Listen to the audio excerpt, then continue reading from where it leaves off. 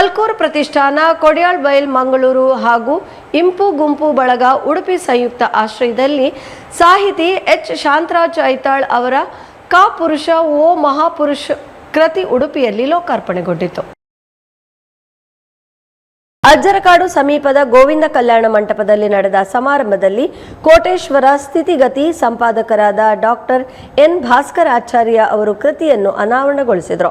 ಈ ಸಂದರ್ಭದಲ್ಲಿ ಮಾತನಾಡಿದ ಅವರು, ಎಚ್ ಶಾಂತರಾಜ್ ಐತಾಳ್ ಅವರು ಈ ಕೃತಿಯ ಮೂಲಕ ಸಾಹಿತ್ಯ ಕ್ಷೇತ್ರದಲ್ಲಿ ವಿನೂತನ ಪ್ರಯೋಗ ಮಾಡಿ ಯಶಸ್ಸು ಕಂಡಿದ್ದಾರೆ.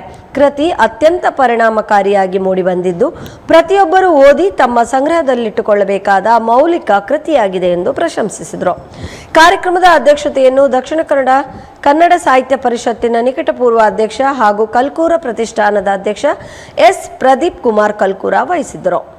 ಸಮಾರಂಭದಲ್ಲಿ ನಾಡೋಜ ಪ್ರೊಫೆಸರ್ ಕೆಪಿ ರಾವ್, ಉಡುಪಿ ಜಿಲ್ಲಾ ಡಯಟ್ ಪ್ರಾಂಶುಪಾಲರಾದ ಡಾಕ್ಟರ್ ಕೆ ಅಶೋಕ್ ಕಾಮತ್, ಕದ್ರಿ ನವನೀತ್ ಶೆಟ್ಟಿ, ರಮೇಶ್ ರಾವ್ ಬೀಡು, ಡಾಕ್ಟರ್ ಎಂಆರ್ ಅಡಿಗ, ಎಚ್ಪಿ ರವಿರಾಜ್ ಸೇರಿದಂತೆ ಹಲವು ಗಣ್ಯರು ಉಪಸ್ಥಿತರಿದ್ದು ಕೃತಿಯ ವೈಶಿಷ್ಟ್ಯ ಮತ್ತು ಲೇಖಕರ ಸಾಹಿತ್ಯ ಸೇವೆಯನ್ನು ಶ್ಲಾಘಿಸಿದರು. ಲೇಖಕ ಎಚ್ ಶಾಂತರಾಜ್ ಐತಾಳ್ ಅವರು ಅತಿಥಿಗಳನ್ನು ಸ್ವಾಗತಿಸಿ ಕೃತಿಯ ಹಿನ್ನೆಲೆ ಹಾಗೂ ಉದ್ದೇಶವನ್ನು ವಿವರಿಸಿದರು. ಡಾಕ್ಟರ್ ರವೀಂದ್ರನಾಥ್ ಕಾರ್ಯಕ್ರಮವನ್ನು ನಿರೂಪಿಸಿದರು.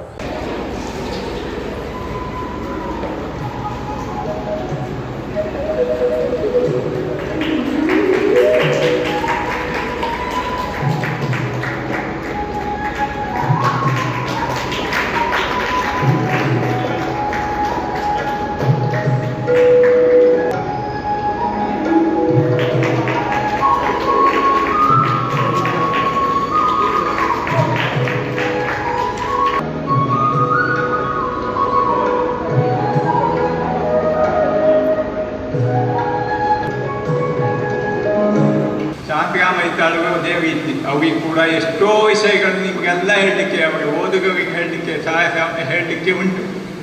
ಅದರಲ್ಲಿ ಅವರು ಆದಷ್ಟು ಕನ್ಸೈಸ್ ಮಾಡಿ ಹೇಳ್ತಾರೆ. ಇದರ ಮುನ್ನೋಡಿ ಬರೆದವರು ಇಲ್ಲೇ ಇದ್ದಾರೆ, ವಿಶ್ವನಾಥ್ ಕಾಮತ್ ಅಂತ. ಅವರು ಶಿಕ್ಷಣ ತಜ್ಞರು. ಅವರೇ ಹೇಳಿದ್ದಾರೆ, ಇದೊಂದು ಸಾಹಿತ್ಯದಲ್ಲಿ ಪ್ರಯೋಗಾತ್ಮಕ, ಕನ್ನಡ ಸಾಹಿತ್ಯದಲ್ಲಿ ಇದೊಂದು ಪ್ರಯೋಗಾತ್ಮಕ ಕಥೆ ಇದೆ. ಅದು ಹೌದು, ನಾನು ಕೂಡ ಅವರದೇ ಸಹ ಅಭಿಪ್ರಾಯ ಹೊಂದಿದ್ದೇನೆ. ಯಾಕೆಂದರೆ ಇಂಥದ್ದೊಂದು ಪುಸ್ತಕವನ್ನು ನಾನು ಎಲ್ಲಿ ಓದಲಿಲ್ಲ. ನಾನು ಆ ದಿನ ಸಿಕ್ಕಿದ ದಿನ ರಾತ್ರಿ 11 ಗಂಟೆಗೆ ಓದು ಪ್ರಾರಂಭ ಮಾಡಿದ್ದೇನೆ. ನನ್ನ ಸ್ವಲ್ಪ ನಿಧಾನ ಓದು 1.5 ಗಂಟೆ ಆದರೂ ನನಗೆ ಪುಸ್ತಕವನ್ನು ಕೆಳಗಿಡ್ಲಿಕ್ಕೆ ಮನಸ್ಸಾಗಲಿಲ್ಲ. ಮನೆಗೆ ನಿದ್ದೆ ಮಾಡಬೇಕಲ್ಲ, ಬೆಳಿಗ್ಗೆ ಬೇಗ ಹೇಳಬೇಕಲ್ಲ ಅಂದ್ಕೊಂಡು ಕಷ್ಟಪಟ್ಟು ಮಾಡಿ ದಿನ ಓದಿ ಮುಗಿಸಿದ್ದೇನೆ. ಯಾಕೆಂದರೆ ಇದೊಂದು ಅವರು ಹೇಳಿದಂತೆ ಇದೊಂದು ಸಾಹಿತ್ಯ ಕ್ಷೇತ್ರದ ವಿನೂತನವಾದ ಒಂದು ಪ್ರಯೋಗ ಅಂತ ಹೇಳಬೇಕು.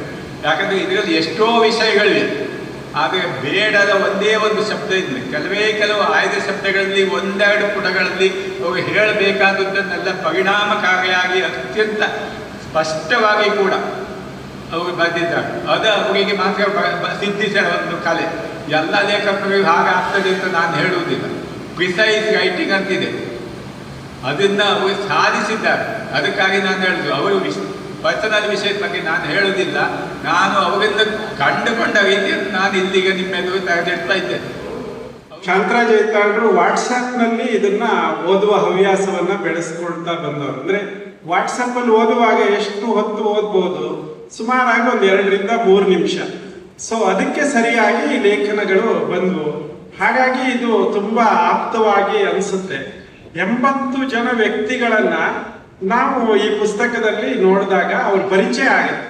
ಇವ್ರ ಬಗ್ಗೆ ಇನ್ನಷ್ಟೇನೋ ತಿಳಿಬೇಕು ಅನ್ನುವಂಥ ಒಂದು ಕುತೂಹಲ ಬರುತ್ತೆ.